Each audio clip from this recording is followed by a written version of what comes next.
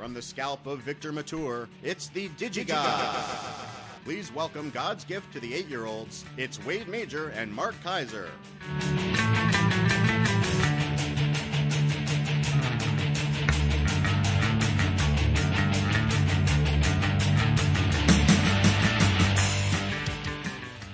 All right, Mark, welcome back. Well, thank you. Don't be surprised if I cough a couple of times in the next hour. All right, how are you feeling? Well, I'm fine. It's it's the new normal now. Hold on. Corey, who sent that in? That was sent in by Lorenzo Raffa, who we hope is older than 8. Thank you. Almost forgot about that. Corey's sitting over here, was waiting to tell us who sent the intro in, and And when we say sitting over here, we mean... I mean, yeah. You missed your cue for his pre-recorded response. So how are you? I'm fine. I feel fine. It's just this is the new normal that I am the guy who coughs. Mm-hmm. So you're still coughing intermittently? Yes, much less than I was before. I had a chest x-ray, came up negative. But I guess my doctor said that whatever's going around this season, people have been coughing for upwards of 6 weeks. And we are a little bit past 6 weeks now. Wow. And I'm still kind of that guy who coughs. Gods at DigiGods.com. Send in your new intros making fun of Mark's coughing. Yeah, but by then, hopefully, I will not. So is this going to be tuberculosis? Are you going to be like some 19th century novelist who's going to just start spitting up chunks of blood into a consumption like Doc pocket, Holliday or something? Yeah, like a pocket handkerchief, and you're a kerchief. And then you look at it and you don't tell anyone about it until you're lying on your deathbed in the final act, and then credits roll. I didn't want to depress you. Yeah. No, although I do have this dream of being on disability. Okay, my question is, how little damage can I do to myself and still be on disability? Don't laugh. I really want to figure this out. Boy, should I even say this? I know people. Let me put it this way. Hypothetically, it's possible that I know people in the film business who have managed to bilk the entire disability industry for literally years of wages. Hypothetically, I may know those people. Well, in reality, you've seen those people on Dateline and all those news magazine shows. They give you the hidden camera where he's like he's on his. He can barely walk when he goes into the supermarket. Then he goes home and he's jogging in, doing somersaults. It's really, and yoga. It's kind of appalling. I mean, it's not right. Anyway. Different subject. So you were supposed to see Manchester by the Sea last night, but you bailed on it. Here's the thing. As you know, I work at E! Entertainment Television. I'm supposed to see it November 3rd. That's when I'm going to see it. We recently moved our offices. Mm-hmm. We used to work in an area that was very close to where screenings tend to be. Century City, Beverly Hills, Hollywood. Right. Now, we work in an area that is only 10 minutes from my home. So I think to myself, would I rather drive home and be in my blissful bed in 10 minutes, on my blissful couch watching baseball, watching the Mets lose in 10 minutes, or should I instead drive an hour in traffic and then an hour home in traffic to see a movie that they're just going to send me in the mail in about 2 weeks? I totally get it. Because we get all the screeners. Yeah, totally get it. Now, as we record this, for instance... actually, it's kind of a different story, but we both got invited to a very special screening of Loving, the Jeff Nichols film. It's at the Academy, my favorite room in the world. Between that and the Paramount Theater, my two favorite rooms in the world. But I have tickets to the Dodger game, playoff game. Seventh row seats. Yep. 7th row seats. Loving, Dodger game. Loving, Dodger game. Dodger game. Yeah. Good for you. You're going to have a fun evening. I'm probably not going to go. It's just too hard. Although I will say this, which none of our fans will be interested in. I got invited, and you sure got invited too, to a documentary screening of the Mavis Staples documentary. Yes, I did. I got that as well. And it's downtown, which kind of sucks, but it's at the Grammy Museum. Mm-hmm. They're going to show the documentary. There'll be a Q&A with Mavis afterwards, and she's going to perform afterwards. Wow, that's pretty cool. Like, okay, you know what? I didn't even pay attention to that. Mavis Staples, if you don't know, I saw downtown, and I thought, well, right there with you. But if you don't know, Mavis Staples is one of the premier Mount Rushmore gospel and blues singers. Yeah. So I said, you know what? I'm going downtown. Nice. I think it's 2 Thursdays from now or something. Something like that, yeah. All right, well, let's launch into it, Mark. Is there anything that is more that more represents this last summer, the summer of disappointment, than Ghostbusters? Wade, here's my theory. Mm-hmm.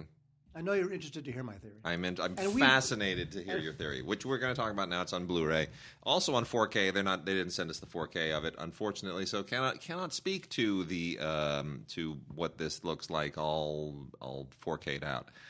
Here's my theory. Yeah. My theory is you can remake any movie you want. You can remake Gone with the Wind. Yeah. You can remake Ben-Hur, and they have. Mm-hmm. The issue is, did they do a good job? Did they make it its own? Was it just done as a piece of mercenary crap? Yeah.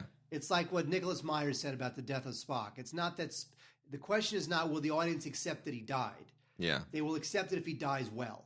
Yes. And he died well, and people accepted it. Yeah. Here, it's not that they're making a Ghostbusters remake. It's did they do it well, right?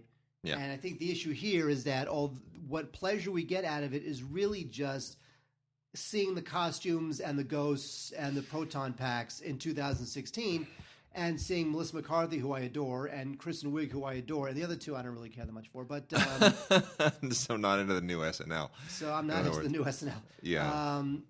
So yeah, I'd have to say that although there's something here, it's okay. Had a couple chuckles. It didn't have the charm. It didn't have the originality for obvious reasons that the Bill and Murray one did. I just can't buy it. And see, I am look. I mean, and I particularly love Kate McKinnon. I think Kate McKinnon is one of the best things. She's the only good thing left on SNL. And I think she's one of the best things that's ever happened to SNL. She's up there in, Will Ferrell and Dan Aykroyd territory for me. But this is because this film was so ripped even before it came out. It's like, oh, you just put a bunch of women in it and we're supposed to like it. And then there was this knee-jerk response once it came out where everyone felt like they had to defend it for going with an all-female cast. Well, they took a chance. They did an interesting thing for a reboot, but all of these other ancillary issues aside, here's the problem: everyone seems to have forgotten that Ghostbusters 2 sucked. I like Ghostbusters 2. I like 2 moments in Ghostbusters 2. I like it when Peter McNichol says, "Why am I covered with goo?" That's funny. There are a couple other funny moments, but on balance, it doesn't work. Would you rather see Ghostbusters 2 or this new Ghostbusters? Probably equal. They're probably equal in my book. They're equally uninteresting. Neither one of them is terrible, but Ghostbusters is one of those movies that is very unique in the sense that 90% of what makes the movie, what made it great at the time and what makes it wonderful to go back to, is that it was the first and one of its kind. It was unique. It was a joy of discovery, putting these actors together in this situation, creating this world. The first time that you saw, Slimer and ectoplasm and Don't Cross the Streams and on and on and on, raining cats and dogs, mass hysteria, cats and dogs living together, all that stuff. Annie Potts, Ernie Hudson. It was. I am the gatekeeper. Are you the keymaster? Come on, third rectification of the Voldrani. The Destructor came as a giant slore. Rick Moranis. All that stuff was fresh and it was unique and we'd never been there before, and we quoted it endlessly and it was so wonderful. And when Ghostbusters 2 came out, that joy of discovery was gone. So where is the joy in seeing all that stuff come back? I don't know. I mean, it wanes in ways that other movies don't. That uniqueness subsided when you hit Ghostbusters 2. And just swapping in a new cast after a few decades, I don't think that scratches the itch. It doesn't do it. Well, the reason why is because this one seems more like corporate product. It does. But I would even say, even if it were as well done as possible, with the best script and the best cast and the best directing, it still doesn't feel fresh again. The joy of discovery. So much of Ghostbusters was not that it was well done, but it was the joy of discovering something that you never imagined could have existed. It was so unique and so different and such a completely unusual approach. And it just... Well, what if this was a $15 million film directed by David Lynch, where you're getting something really weird? Like they're going to take it some crazy-ass way. I think it was doomed from the get-go. I think it was always doomed. There's no way to do it right. There's no way to reboot Ghostbusters. Unless you do something totally different. If it's just that they're in New York again and there's an ambulance again and they who are you going to call again? Yes, it's gonna. Let me put it this way. There are universes that you want to inhabit over and over again that lend themselves to a more detailed collection of stories. Right? We're going to find out very soon if the Star Wars universe can accommodate other stories that don't involve, Han and Luke and Leia and that whole central family narrative. We're going to find out if Rogue One can make that work, if that universe is big enough. It certainly has been for the fans on television, Clone Wars and all that stuff. The Harry Potter universe. We're going to find out very soon if, the Newt Scamander stuff can actually expand that universe and people want to live in that world. We already went there with Lord of the Rings. The Hobbit, sure. But these are very specific universes. The Marvel universe. People like living there. They like living there, even if it's a completely new character. Most people have never heard of Doctor Strange. They're going to go to that thing in droves because it's the Marvel universe. They like living there.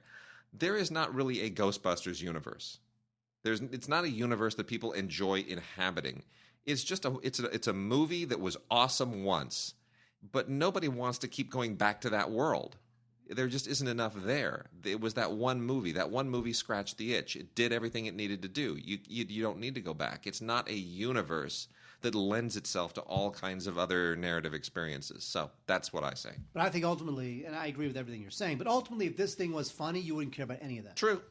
If you were laughing your ass off, you wouldn't care about anything that you just Well, said. you know what? If you were laughing yourself delirious, it would survive, but you would still go, but it still wasn't the first one. Yeah. Sure. You just wouldn't. There's no way it can surpass the discovery of the first one. No, you just can't do it. That's why they never made another E.T., because you can't go back to that universe and you can't go back to that world and expect to pay it off. The only time I thought, here I'll give you an interesting analogy. Gremlins. Okay, you can't really go back to that world. You can't go back to the Gremlins world and have them with the water and the midnight and the whole thing and have that stuff go all over again. And here we go.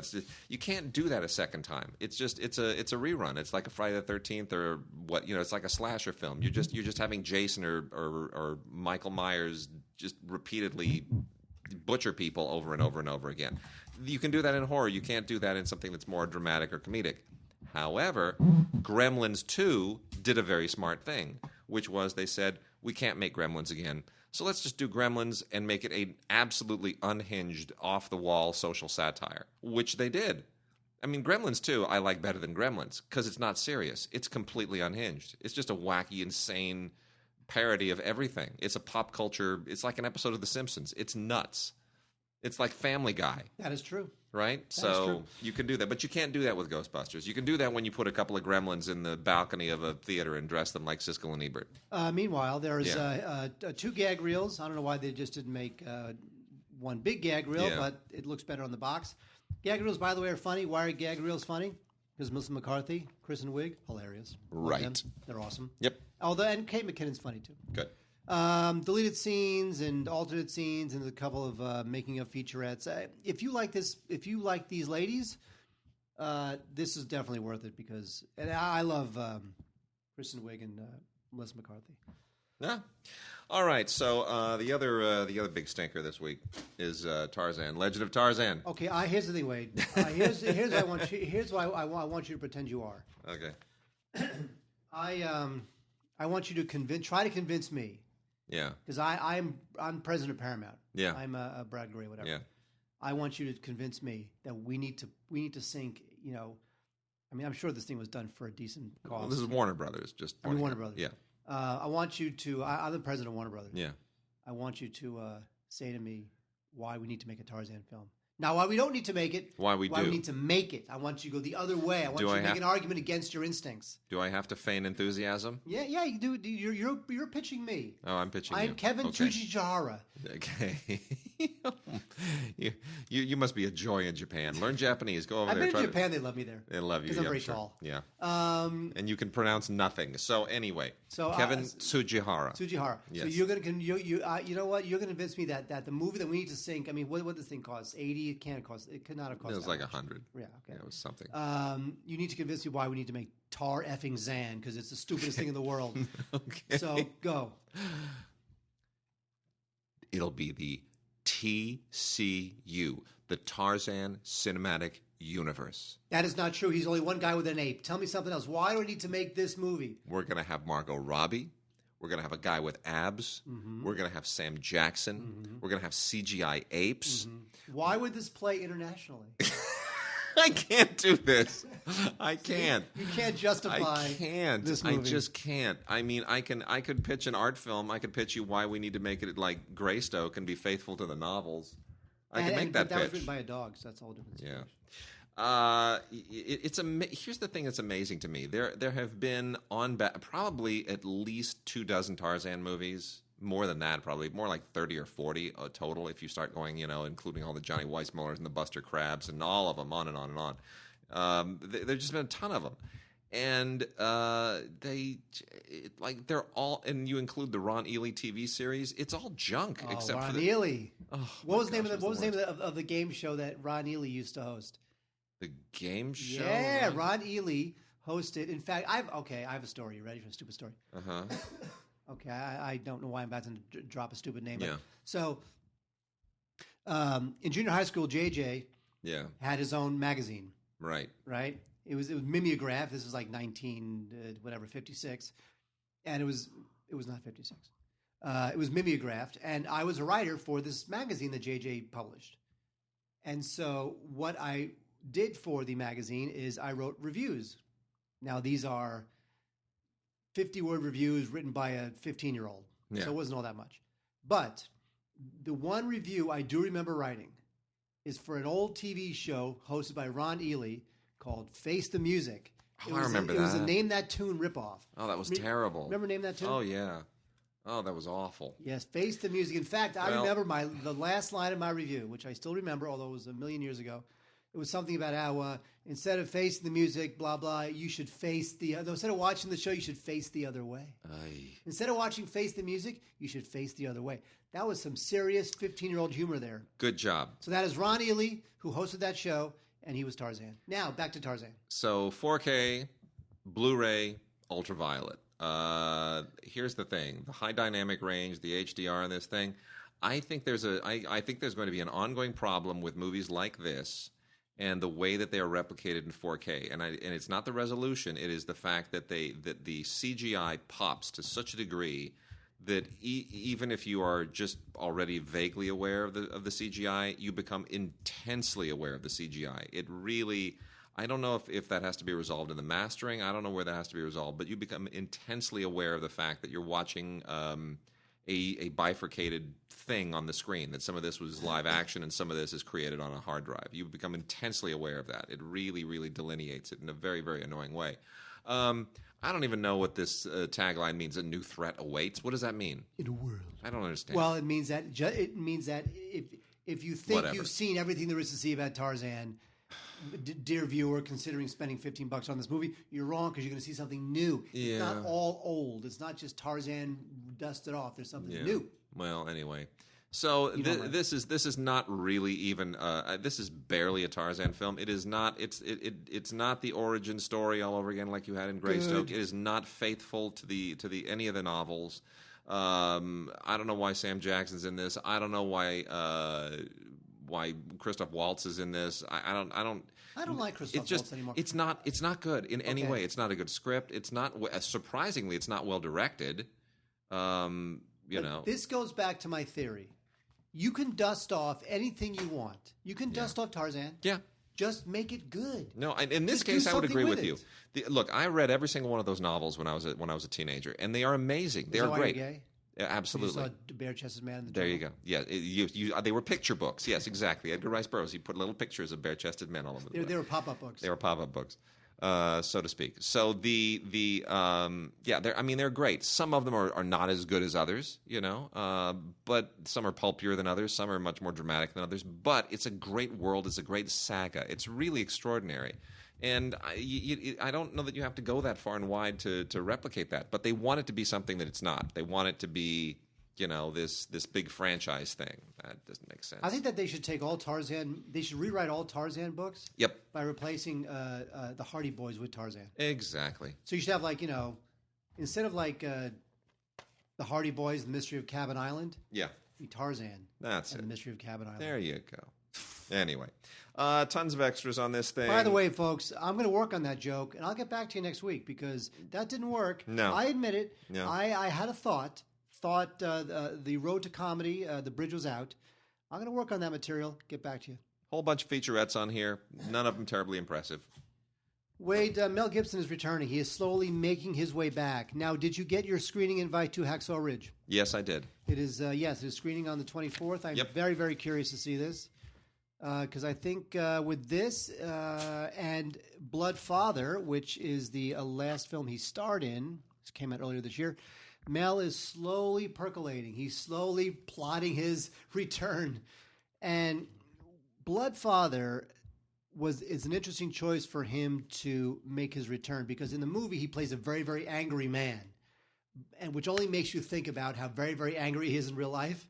So there's a little weird thing going on there. But I will say this. I did like this movie, and I liked it for the same reason I was a little lukewarm on Payback. See, when Payback came out in 1991, I wanted to – and now the trailer set up the expectation that Payback was going to be just this dark blast of nihilism for like 90 minutes of just nothing but just hell violence. Yep. And it was going to be totally awesome. Yep. And Payback wasn't really like that. It was halfway there. Blood Father, it is just blood-soaked, pulp fiction, efficient, fun, lots of gunplay. It's just like a classic, not agree. classic, but like a cool little blast of a chase picture. Totally agree. And I agree. Nobody. It's not great cinema. It's not great filmmaking. It's not even Mel Gibson's best film. But I'll be honest, it's the kind of stuff that he does particularly well, and it is a better film for having him in it. I totally concur. It reminds me of Taken in the sense that here's this little surprise with an A-list actor who just wants to beat the crap out of people for 90 minutes, and then that's it, and then it's over. Yeah, and it's like that. That's it's exactly not as good as what Taken. This is not as good as Taken. I love Taken. Taken's the best. Oh yeah, no, Taken's amazing. Taken's fantastic. So this is not as good as Taken, but it's got that same just blast of violence and nihilism, and then it's over, and that's it. It scratches an itch that, look, every one of us, whether we want to admit it or not, has an inner vigilante. Every one of us. We all want to be Batman. We all want to be that guy who goes out. I want to be Wonder Woman because then I would touch myself all day. Oh, that just really dragged the podcast into a very strange direction. It's a wonderful, wonderful place. Yeah, no, you just derailed my thoughts. Anyway, no, I agree. Mission accomplished. Mission accomplished. I derailed Wade's thought. So, Les Cowboys, which is a film by Thomas B. Deguin. This is an interesting movie. This is from Cohen on Blu-ray, part of their Contemporary Classics line. This had a nice run at festivals. John C. Reilly, François Damiens. It's an interesting mix of people in this thing. This is a really, really unusual co-production, and it's in French and English and Arabic and Flemish and Pashto. So I'm including it with our releases this week because it does have English in it. It could also just as easily be a foreign language film. It is a very unusual but a very, very cool film, and it heralds a very, very interesting director in B. Deguin, who I think is going to just keep making really, really fascinating films. Anyway, it is not a Western. It takes place in France, where there is a country Western event going on, and it's basically telling you a Western story in present day and contemporary rural France. And it gets into thriller territory at a certain point. This guy's daughter vanishes, and then it becomes kind of a drama and a missing persons film. And without giving it away, it becomes kind of a strange buddy journey picture in a way. It's a very unusual movie. It's the kind of thing that probably occurred to somebody in a dream one night. And it has like, it's almost like if you take an American genre and you superimpose it on like an Antonioni film or some kind of strange European introspective character study, some kind of psychological thing. It has all of those elements. It feels like it really does. I guess Antonioni may even be the best analogy for this. It feels in many respects like an Antonioni film with Western elements to it. That sounds cool. A little bit like The Passenger, right? And it's got some of that. Yes, I love The Passenger. It's got some of that vibe to it. So anyway, Les Cowboys, definitely worth checking out. John C. Reilly keeps doing really interesting work, really, really interesting work. So worth checking out. This thing was a bit of a big cheese last year at the festivals. Absolutely worth looking at on Blu-ray. It was Le Fromage Grand? The big cheese is what you just said. Doesn't play in France. The idiom's not the same. No, big cheese? If you walk I'm learning which idioms work and which don't work. You walk up to a French person and you go, "Vous êtes le grand fromage." They're going to look at you like you've taken way too much LSD. They just aren't going to, they don't know what to make of that. But here's the thing, though. I read an article, because I have a French girlfriend now, who, by the way, lives in France. Yeah. You're saying, is it frustrating to date a girl who lives 5,000 miles away? Mark, is it frustrating to date a girl who lives 5,000 miles away? Oh, no. No. All right. C'est formidable. When are you going over? January. Nice. We're meeting in New York for 5 days at Right. the end of October. Yeah. And then I'm going there in January for a week. Are you going to miss the awards dinner? You know what? The reason why I might is because isn't our awards dinner? I think it's the 14th. I think isn't that the Saturday before the Martin Luther King weekend? Yes, I think so. It's the Saturday, Sunday that Martin Luther King Day. I believe so. Yeah. I'm going to try to take that week off because I'm only taking 4 days off of work because of the holidays. So that I might wind up missing the dinner. Have a good trip. Have a good trip. See you next Have fall. a good trip. Ba-dum-bum. Anyway, aren't our listeners glad to have me back? So Rhys Ifans, one of my favorite actors in the world, ever since Notting Hill, he's like in his underwear, opening the door with the T-shirt and the whole thing. I mean, this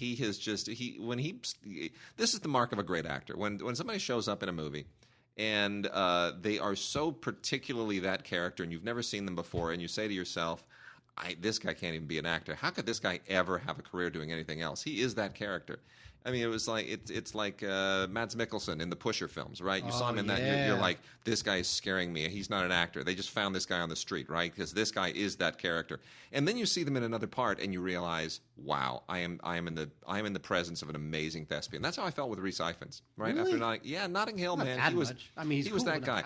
Rhys Ifans is amazing in everything he does. He just goes to these incredible places. So anyway, I am talking here about Len & Company, a little indie you almost certainly did not hear of. Absolutely worth checking out just for Rhys Ifans, who is fabulous in it. He is so good. So is Juno Temple, really, really good.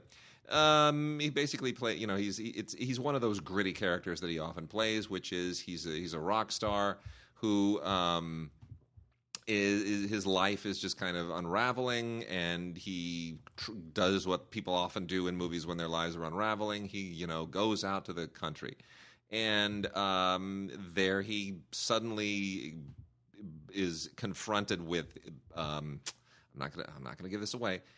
Let's just say certain family issues present themselves while he is away that forces him to reevaluate his life and to begin putting the pieces back together again.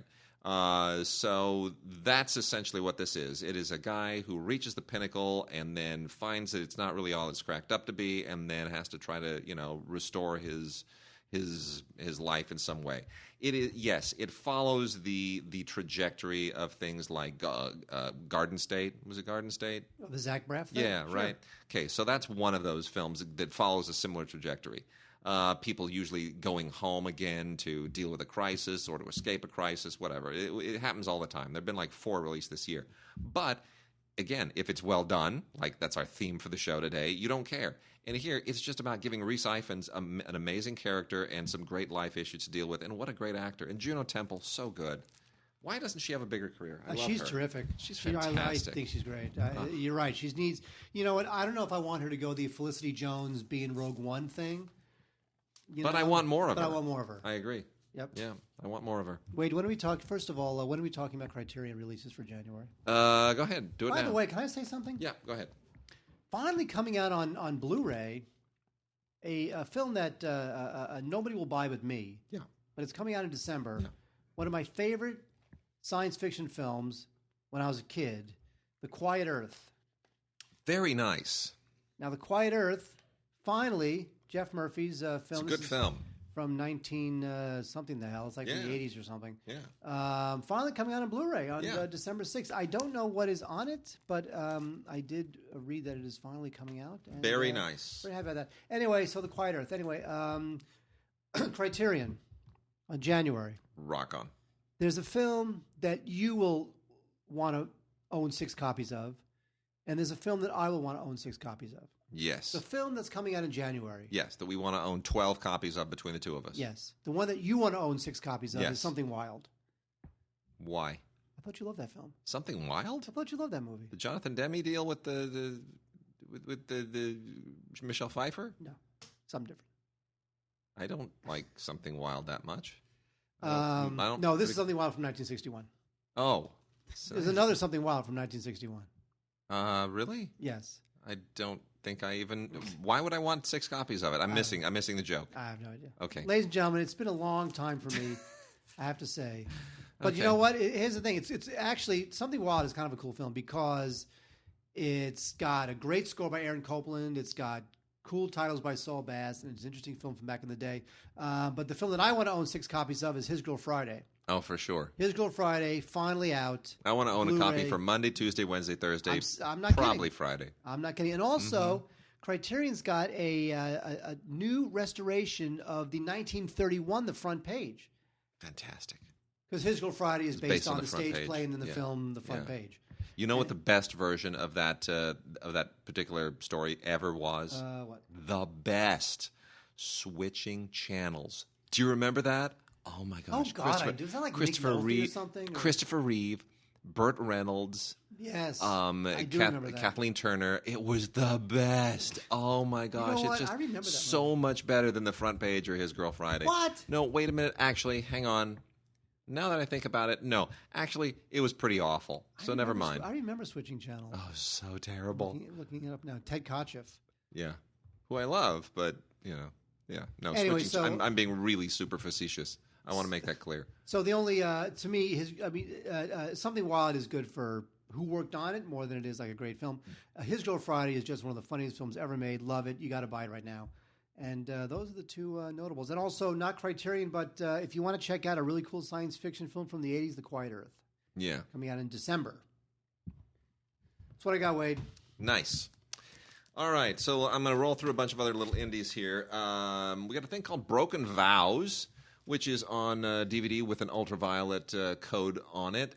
This is just a kind of run-of-the-mill thriller about a woman who has a one-night stand with Wes Bentley. The woman is played by Jamie Alexander, not really familiar with her. She has a one-night stand with Wes Bentley during her bachelorette party, and then, he winds up becoming a creep. That's pretty much it. Whatever. It goes where you expect it to go, and it really kind of rides on Wes Bentley just being creepy. Ice Girls, I don't know what this is. This is probably a good rental, I guess, for people who have daughters who are into ice skating. It's about a girl who's an ice skater. She gets injured. She and her mom move to, move away, and then in the new town, tries to get it going again, and there's a rivalry with another skater. It's girls ice skating, rivalry on ice. I don't really get it. It's called Ice Girls. There it is. It's for somebody out there. Matthew Espinoza, good actor, in Be Somebody. This is an okay kind of low-budget, almost micro-budget indie. This is a guy who just is about a kid. He's a teenager, and he's trying to become kind of a big pop star. And then that's kind of it. He's just sort of trying to make do with his coming of age. I don't think there's an awful lot here that we haven't seen 1,000 times before. There's a gag reel and a featurette. It is what it is. It is what it is. It's kind of like it's sort of like a fictionalization of a low grade. What's his name? That idiot pop star that I hate so much. Justin Bieber. Yeah, that guy. Confessions of Isabella. And this is also kind of a low-budget indie.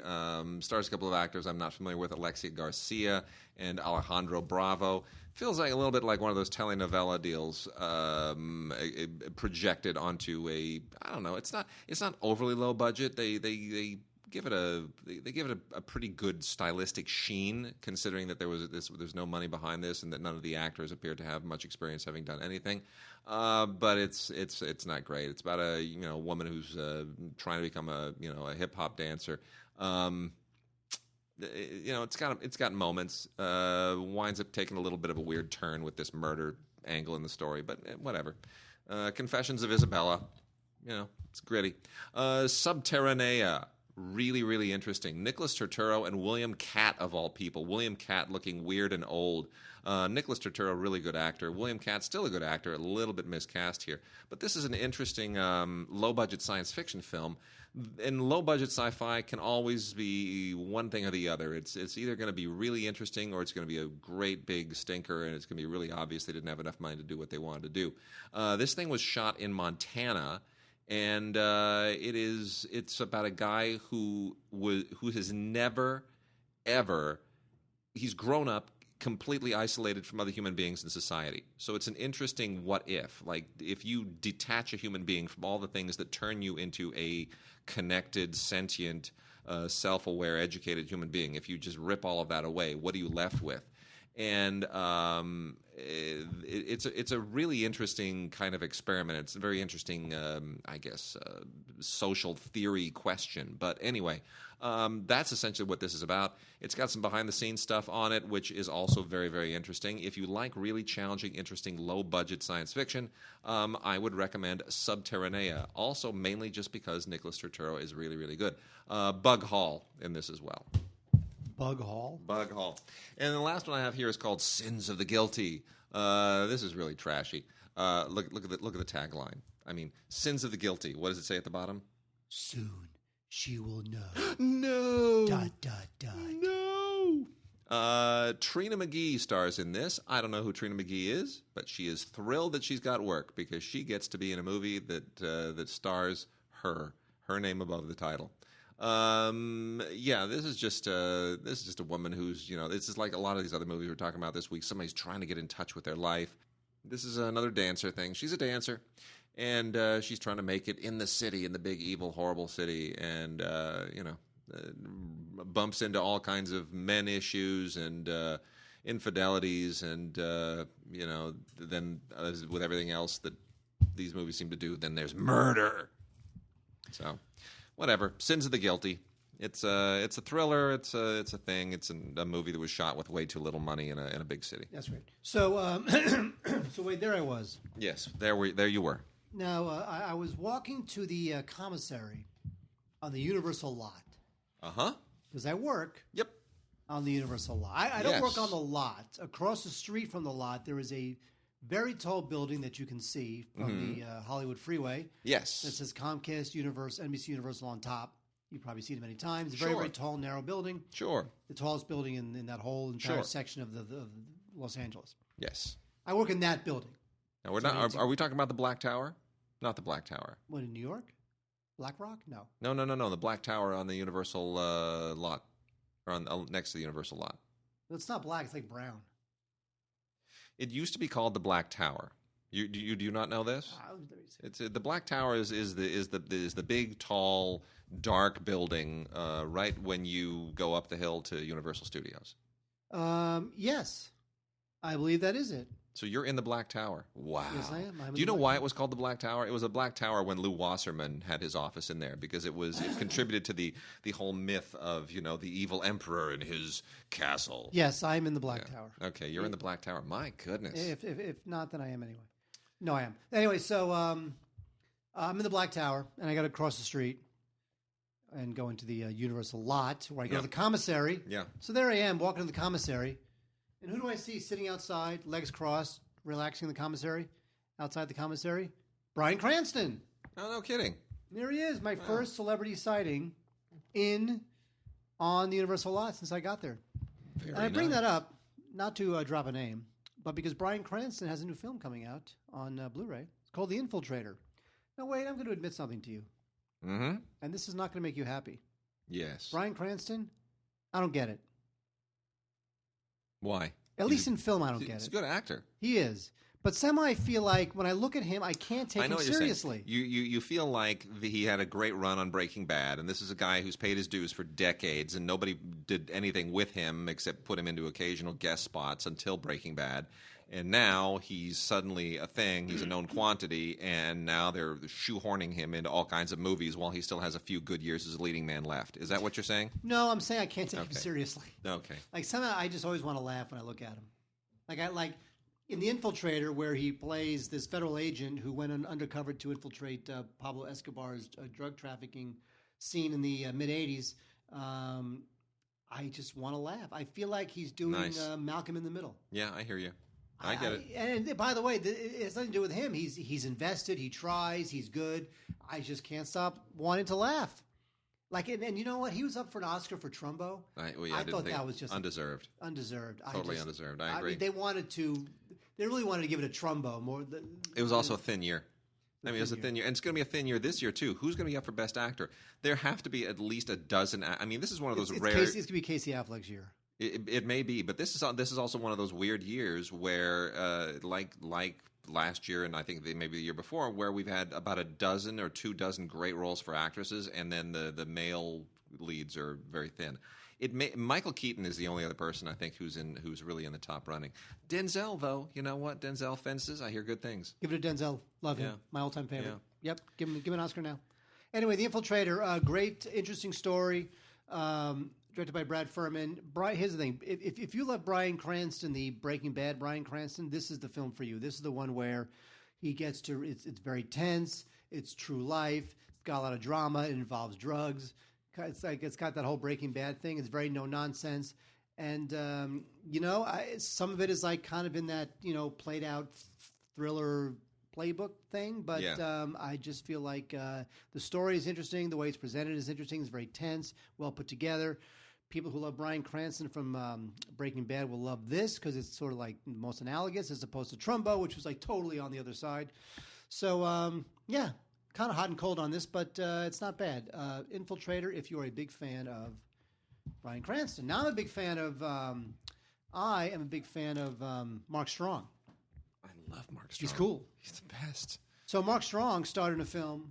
He should have been Sherlock Holmes, not the villain. Oh, he'd be seriously. Great. Yes. Right? Great. Yeah. Although, you know what? I'm sorry. Ian McKellen. I love that movie. Really? Dr. Holmes, Mr. Holmes. Mr. Holmes? Mr. Holmes. Really? What's it called? Mr. Holmes. Yes. Terrific. Loved it. Okay. Good. Okay, fine. It's fine. I did. Loved it. Yeah. Anyway, Mark Strong gets a real showcase for his talents in this film, Approaching the Unknown, which is a little bit like The Martian. It's about a guy who is on a solitary mission to Mars where he is going to... So the whole idea is that there's this experiment that they want to try out on Mars. Sure. That turns dirt into water. Okay. Now, why they don't try this on Earth first? No idea. Okay. Why they don't try this to help the people of Earth first? Don't know. No idea. No idea. They'd rather send a guy to Mars. Sure. To do it on Mars. Of course. So he is on a solitary mission to Mars to help facilitate this experiment. Right. Which means that he's got a lot of time alone. Yeah. A lot of time to contemplate existence. Of course. A lot of time to play this symbolic representation of man as he devolves. Absolutely. So I feel like there's a lot of like that high-minded symbolism going on. Yeah. And with the thing with Strong, and you can blame him or you can blame the director. This is his first film, Mark Elijah Rosenberg. Mm-hmm. He really directs Strong to a bit of a one-note performance. Yeah. Like he's always in this state of like contemplation, as if like man's place in the universe is being contemplated in this very film. And I feel like it's kind of humorless, and it got these high-minded aspirations that it doesn't quite achieve. But the thing is that it has that Martian thing of a guy in space. Well, obviously he was on Mars. But let's say a guy off Earth, off-world, who has to use his ingenuity to solve problems and contemplate his existence. So it does have that. Now, as The Martian had a lot of humor, and that's really how people locked into that story. This is the opposite. Nice. Humorless, a lot of just high-minded contemplation. I will have to watch. So if you love Mark Strong, which, by the way, Wade and I both do, you might... I missed this. I'm going to have to catch up on it. All right. So last one here of the new movies before we jump into some other TV and various things. I got some kid vid to blow through.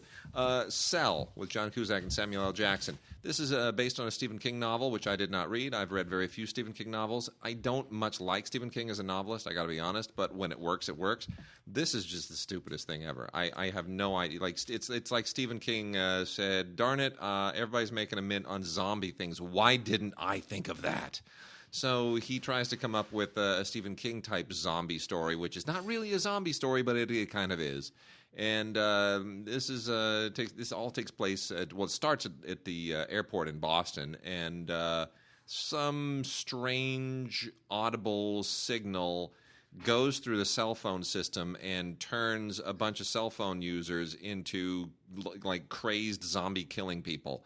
And it's suddenly mayhem, and the city's just going completely lunatic. And John Cusack has to somehow find his way through it by hooking up with who else? Sam Jackson, because he's in every single movie. Yay. And so suddenly there, it becomes a zombie movie basically. It's World War C for cell phone. I don't get it. It doesn't make sense. The whole thing is just ridiculous. Stephen King really bonked it with this one, I got to be honest. So anyway, you get an audio commentary with the director, Todd Williams. That's Todd with one D because he's cool. And then a little making-of featurette. I don't see any point to this, really, unless you're a big fan of everybody involved and have to be a Stephen King completist. Comes with the Blu-ray and Ultraviolet. Sweet. TV, Wade, there's a show, Wade. Yes. It's an AMC show. It's called Feed the Beast. Mm-hmm. Never seen it. And you never will, because it's already canceled. Aw. So much for that. It was David Schwimmer and Jim Sturgis. It's about these two best friends who, take one last shot at opening up a restaurant. It was created by the guy who did Dexter and Nurse Jackie. Two shows that had their moments, but it's kind of like, okay, those were kind of its time and not that memorable. Not worth rewatching, really. Especially the ending of Dexter, which people hated the last episode of Dexter. I know, that was crazy. How do you bonk a last episode? You need to know how to do that right. That's true. Anyway, so this thing's already gone. So if you're a big fan of David Schwimmer, if you're thinking to yourself, why has he had no career since Friends and what he does, he sucks at. Although he tried to direct for a beat, and then that didn't work out either. But he's good. He is a good director. I give him props. Yeah, well, maybe you should be doing that. Yeah. Anyway, so I would pass on this because it's already gone, and nobody cares unless you love David Schwimmer. Mike and Molly, 6th and final season. Are you a big fan of this show, Mark? That show's crap, but it gave us Melissa McCarthy, it'll always be fantastic. That's what it's known for. So yeah, final season. One of the last of the 3-camera sitcom setups that used to just dominate the landscape from the early 70s right into the 90s. I mean, it was a good run, the 3-camera show. Of course, originally started with things like I Love Lucy, but really the 3-camera show's heyday was kind of from Mary Tyler Moore all the way, through 2.5 Men. Oh, apart from a few things on cable and the Nerd Show, that's it, right? Nerd Show. Yeah, Big Bang Theory. Yeah, that's kind of it, right? I mean, yeah. As far as I know, how about Two Broke Girls, 3 cameras? No. Right? I don't know. I've never seen that crap ass show. In fact, I've never seen it, and I already can tell I hate it. Yeah. Anyway, so it's fine. It gave us Melissa McCarthy. This includes a gag reel, and that's pretty much it. Otherwise, it's all done. Mike and Molly finished 6th and final season. We also have the Carol Burnett show. They keep coming up with lost episode individual sets. Don't care. This is it's awesome. This is not the complete set. This is the collector's edition of Classic Carol, which is a 6 DVD set with 14 episodes just selected from the first 5 seasons. And a lot of fun stuff in here. A lot of bonus features. It's if you really don't care about having it complete, if you just want something to throw on once in a while and watch something funny and watch some people be really, really priceless, and you don't care that, oh my gosh, it doesn't have that sketch. And are you kidding me? I spent for 6 DVDs set and it doesn't have all of my favorite sketches. If you really don't care, if you're not looking for that one specific, this is perfectly fine. It scratches the itch. A lot of great guest stars. Robert Goulet, right? Bernadette Peters. Come It's on. pronounced Goulette. Yeah.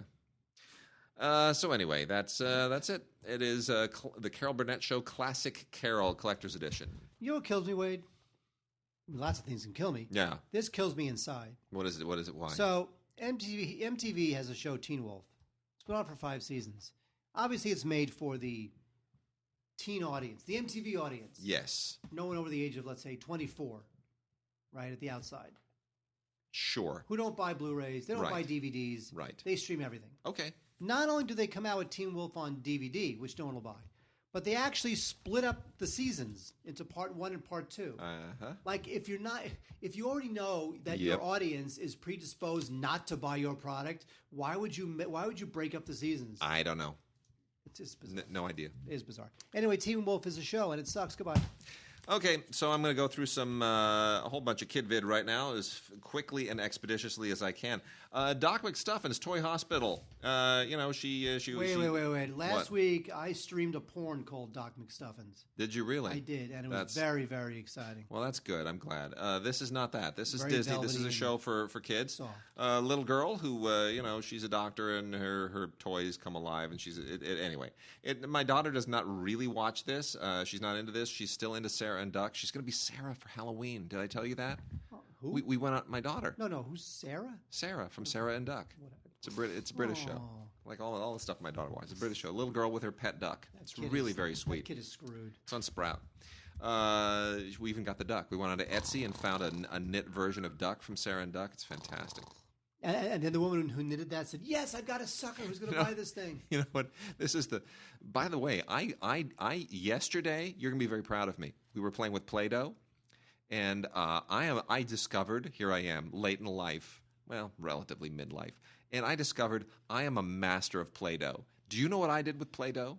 I don't want to know. And and I'm letting them harden right now. I'll bring them. I'll take pictures of them. Maybe I'll post them to the Facebook page. I'm very proud of myself. I made a Play-Doh version of Duck from Sarah and Duck.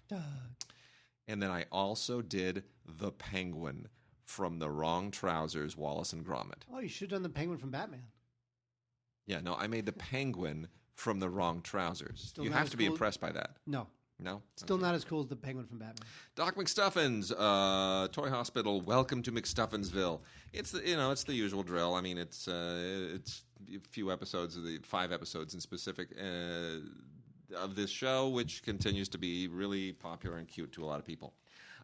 Supermansion, Uncensored and Harder. This is season 1 of Supermansion, which is not for kids.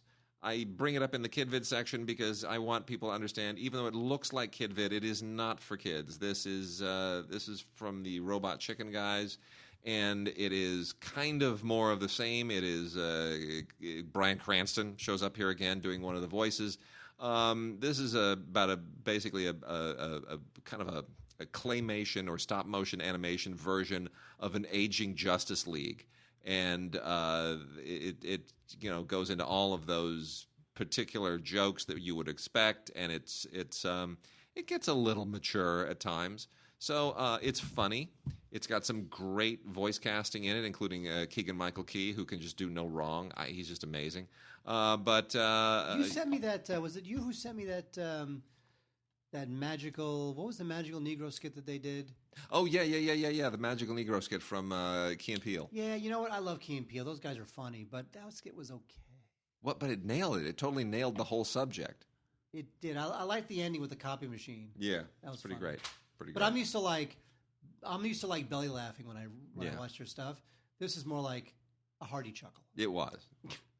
Odd Squad, which is one of the more curious live action entries on PBS for kids. This is Creature Encounters from Odd Squad. Odd Squad means to be kind of spy-ish and kind of precocious and educational all at the same time. It's basically a couple of kids who are spies, and they have the strangest assignments and jobs. Anyway, so Olive and Otto. In this case, they have all kinds of very peculiar creature-oriented tasks to take care of, which includes a unicorn. I don't really get this show. It's very annoying to me sometimes. Also, from the wonderful world of Sesame Street, we have Love to Learn.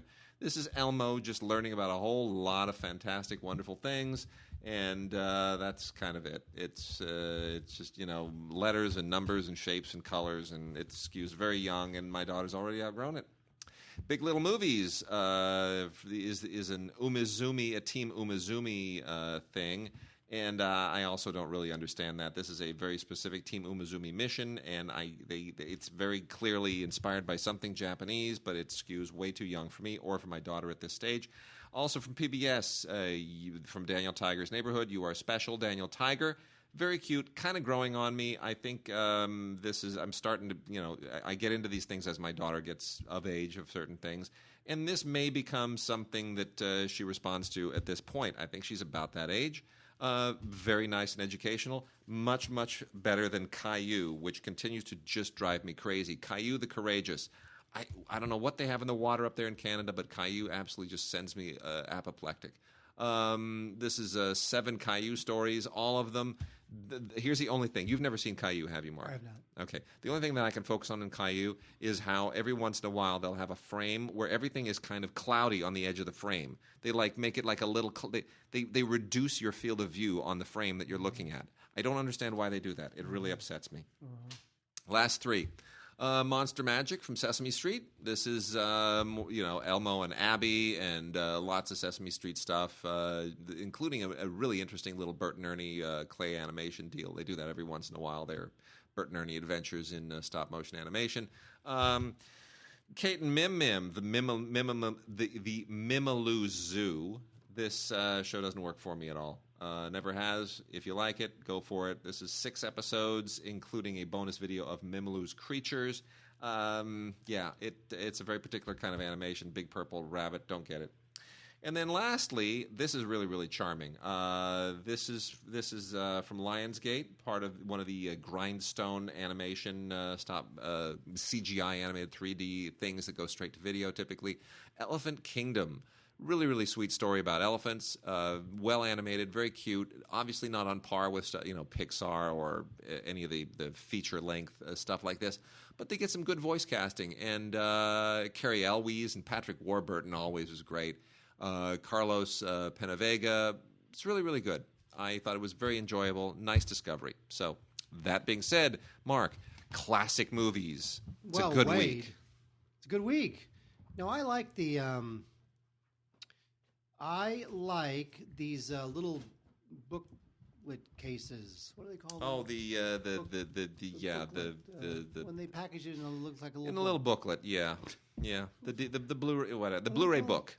Blu-ray book. Blu-ray book. This week we have a Blu-ray book. Another issue. Warner Brothers is really the expert at doing this. So. This is true. Anyway, the Capra collection comes. Mr. Deeds Goes to Town, ladies and gentlemen. Who does not love Mr. Deeds Goes to Town? This is a terrific film. Now, this is Frank Capra. Frank Capra, as you know, of course, did It's a Wonderful Life and a bunch of other stuff. The thing with Capra is that he's very, he's very earnest, and he's not as, I don't find him as witty as some of the other directors from that era, like, Ernst Lubitsch and whatnot, but right. He's still Frank Capra, He's Frank Capra. You know what you're getting, very sentimental and romantic and blah, blah, blah. The bad news for me is that this movie stars, for my money, the least romantic male leading actor of that era, which is Gary Cooper. Yeah. I always found Gary Cooper very wooden. But here, this is just terrific. He plays Mr. Deeds, who is this young provincial. He inherits $20 million from an uncle he's never met. And he plays a tuba, which is always cute. And so the whole idea is that Deeds' new girlfriend is actually a reporter who has written bad stories about him. It's a great movie. Right? So little does he know that this girlfriend, played by Jean Arthur, is undercover as a reporter who has written bad things about him. So when he discovers this, he kind of dedicates himself to giving away the $20 million. Yep. To prove that he's a great dude. It's fantastic. So what's interesting about the film is that not only is it a cute kind of screwball comedy, but it also gets into some pretty interesting themes of, charity and, being nice to your fellow man and being, that kind of stuff. And so I find this film kind of a little deeper than a lot of the other films of that era. I think that Gary Cooper, who I'm not a huge fan of, I think he's just really, really wooden. I think he's terrific. And don't forget, folks, this is 1936. This is, a little post-depression-y. Yeah. So for audiences of the time, when you're seeing a movie about a guy who wants to give away his money, it really resonated with folks at the time. So I just think this film is not only a great film of its time, I think it really holds up well today. I think if you want examples of other screwball comedies, I might recommend other films. His Girl Friday, maybe, or Philadelphia Story, whatever. But this is still really just top notch.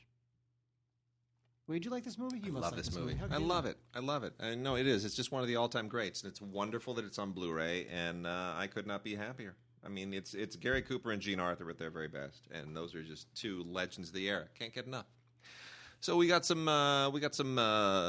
exploitation films from the Arrow collection. Arrow keeps finding really interesting, just bizarre stuff from the past. It really is. So Vamp. Did you know that Grace Jones had made a few? I mean, she made a few movies, but did you know that she made far more than Did you know that she was in Vamp? Grace Jones? Yes. She was just the villain from the Christopher Walken James Bond film. That's all. That most people think, oh, she shows up in that and maybe one other movie. I think she was in. Was it Red Sonja that she shows up in? Anyway. Yeah, I think wasn't she the villain in Red Sonja? Yeah. So anyway, Grace Jones is also in Vamp. And this was from 1996. This was a Lakeshore film. You remember when Lakeshore just did nothing but wallow in just AFM crap? You'd go over to AFM and Lakeshore was just it was like crap central. So anyway, this is a vampire movie, hence Vamp. But there's a little wink, wink, nudge, nudge. You get it? Vampires can be vamps. Whatever. So it's essentially about a couple of a fraternity pledge that turns into a vampire romp. Absolutely ridiculous, totally insane. Grace Jones, hilarious. The best thing about it is, of course, that this comes from an era pre-CGI, so you get some really, really good creature effects and makeup effects, courtesy of Greg Canham, who's one of those guys like Stan Winston. They've sort of gone by the wayside, right? They just don't get work anymore. Because nobody needs them. It's too bad. It's much better than CGI. Lots of special features on here. Lots of TV spots and interviews and behind-the-scenes featurettes, including a documentary with loads and loads more interviews. Pretty great. And then equally ridiculous, but a little bit creepier, is the film Slugs, which is from Spanish director Juan Piquer Simon, who made a movie called Pieces. You remember Pieces? Slasher film from the early 80s? No. So Slugs is basically it's a creature film. It's a horrible monster epidemic movie. Basically it's the birds with slugs. Can we go there? It's aliens with slugs. And they're just ravaging everything in this town. It's ridiculous. It is absolutely ridiculous, but it's nasty. It goes to places that you just don't really want to go. So if you like this kind of stuff, knock yourself out. Loads and loads and loads of extras here as well, including an audio commentary with Sean Hudson, who wrote the novel on which this is based. Now, I find that very weird that this is based on a British horror novel, but there it is, and it's a fine commentary.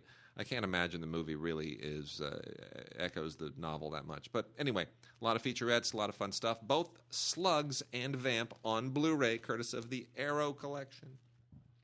Wade, we have 2 Robert Altman films on Criterion. It's a big Criterion week. Yes, although Shortcuts they only sent to us on DVD, which it's been out on DVD before, so I cannot speak to what the Blu-ray looks like. I'm pestering. I think they had a production problem, so I'm waiting to hear back if we can still get the Blu-ray. But we need to make mention of the fact that it's out there because it's Shortcuts. Well, it's Shortcuts, which is based on a bunch of Raymond Carver short stories, and it is Altman at his very, very best. Altman, as you know, is just the king of just overlapping dialogue and free-flowing narrative and all the sort of stuff that really Shortcuts gets just to the heart of. It's just great stuff. It is funny and dramatic, and the cast is just a total who's who. Tim Robbins and Jack Lemmon and Robert Downey Jr. and Julianne Moore, Jennifer Jason Leigh, and a bunch of others. So Shortcuts is just a great film. As Wade says, we have not seen the Blu-ray, but it doesn't matter because it's great anyway. I mean, they would have to print it upside down in black and white for us to not think it's a must-buy. So there's Shortcuts from Altman. Now, the one we got to talk about is McCabe and Mrs. Miller. And McCabe and Mrs. Miller it's from 1971, Robert Altman. It's hard to really convey how revolutionary this Western was at the time. It has an amazing sense of place. It takes place in a town called Presbyterian Church, where this gambler, played by Warren Beatty, shows up to the town and decides he's going to just make the town his. And I think a lot of the power of the film is about how, you can go into a town and you can build it yourself and you can get people to work in the town and you can get prostitutes to come and satisfy the men who are working in the town. Mm-hmm. But in the end, you're yearning for love and home that's just never going to be. And so, I just think this thing is just an all-time classic. You got to watch this thing again. It's a little bit of it is the power of the time in which it came out, which is 1971, and just I just think this film is great. There's no musical score.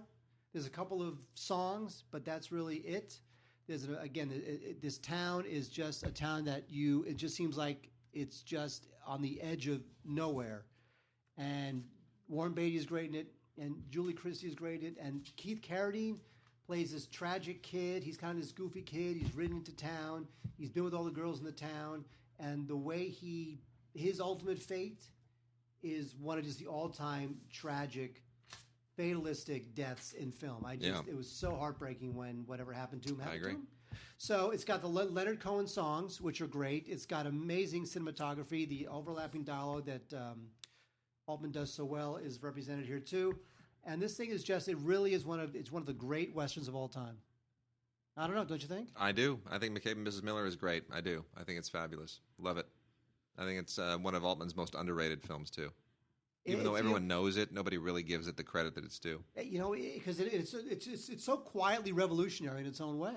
Yeah. It's just a great, great film.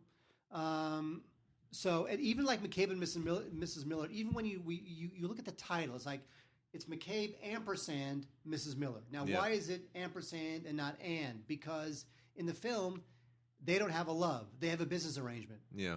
And so it's almost like a law firm, McCabe ampersand Mrs. Miller. Yeah. Even there, you're getting a sense of what the film is really about and what it's really trying to convey about relationships.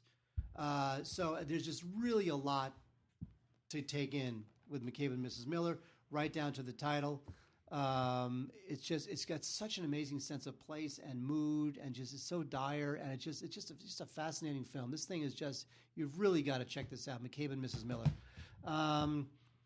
The other Criterion film is Boyhood, and what's amazing about Boyhood is that didn't you find it weird that or just amazing that Linklater basically spent 16 years making a film that no one even knew he was making it. It wasn't even that's more interesting than the movie to me. I'll be honest, I'm not a huge fan of Boyhood. I have all kinds of issues with it. It's just I see the seams. I'm very, very aware of the fact that this is constructed, and it's like, oh, here's the kid, now he's older. That means they shot this a year or two later.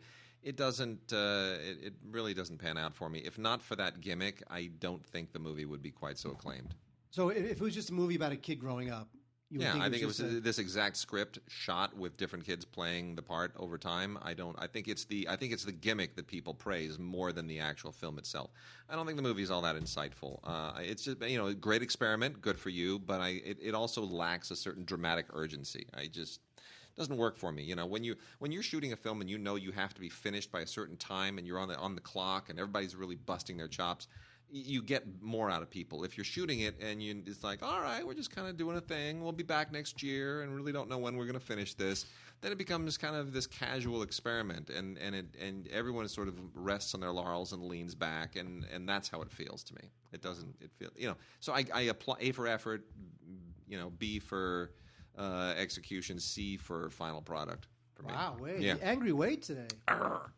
Okay, we got a couple of, as we wind the show down, we've got Takeshi Kitano's first two films, Violent Cop and Boiling Point, are now out on Blu-ray from the Film Movement Classics line, which just keeps doing amazing stuff. First it was The Best Intentions, which made me so happy, and now we get Takeshi Kitano's first two films. It's so awesome, I can't believe it. The Blu-ray transfers are fantastic. Fantastic. Did I say fantastic? They're amazing. They are beautiful, really, really beautiful. They look better than when I saw these films when they were first released, and I reviewed them. They're just great. The story, if you don't know, Takeshi Kitano was a comic in Japan, and then he had a horrible motorcycle accident that paralyzed him partly in his face. And he invented a new career, basically, as this kind of granite-faced, violent auteur. He's made a few films that are not Yakuza movies, but by and large, his movies are very, very violent and very deadpan, kind of darkly humorous. And they are unique, and he is an amazing filmmaker. He is everything about his films is just it's indelible, is the only way I can put it. Violent Cop, he basically plays a Dirty Harry type figure, and just a completely unhinged cop who has to get revenge against this drug lord after his sister is kidnapped. It is amazing. The filmmaking here is just spectacular, stuff you've never seen before. And then in Boiling Point, he plays he's a supporting character in Boiling Point. The story is more about a baseball player who gets caught in a Yakuza war, and he plays this very unusual Yakuza mob boss who enters the picture at a certain point. Both of these just look terrific. I can't recommend these more highly. If you have not entered the world of Takeshi Kitano, beat Takeshi Kitano, as he's often known, you are really missing out. These films you can watch over and over and over. They are absolute collector films. Here we go, Mark. Now we're getting into the 4K stuff. By the way, can I say something? Yes. I just want to say, I was kind of goofing on Gary Cooper. Yeah. Who's like the most wooden, least romantic actor of that era that people seem to love for some reason. Why would you say that? It's terrible. I'm going to correct myself because he did star in one of my all-time favorite comedies of that era. Yeah. Ball of Fire. He's so good in Ball of Fire. I love Ball of Fire. You know what? Great. Why is that not on Blu-ray? It's a great question. That was one of the first films as the archetypal screwball comedy. When I taught American or world film history, that was the archetypal screwball comedy that I showed the class. It was the best. Because you could show them, bringing a baby or His Girl Friday, right? There are any number of them from the era that you can show them. Pat and Mike, but to me, that's it. That's like the pinnacle, isn't it? Yes, it's just the pinnacle. So I'm going to correct myself.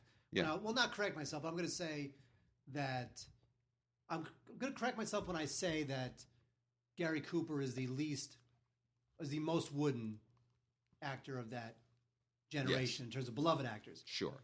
So I'll notch it up because he was great and fun in one of my all-time favorite comedies of that time, Ball of Fire. Okay, so we have on 4K Ultra HD this week, which also includes Blu-ray and Ultraviolet, both X-Men First Class, which I think is awesome, which I think is totally awesome, and that was when we introduced the young X-Men cast, which I thought they were just terrific, wonderful. And then we also have X-Men Apocalypse, which is another stinker from this summer. You know what? Here's the thing. I mildly disagree. I'll tell you why.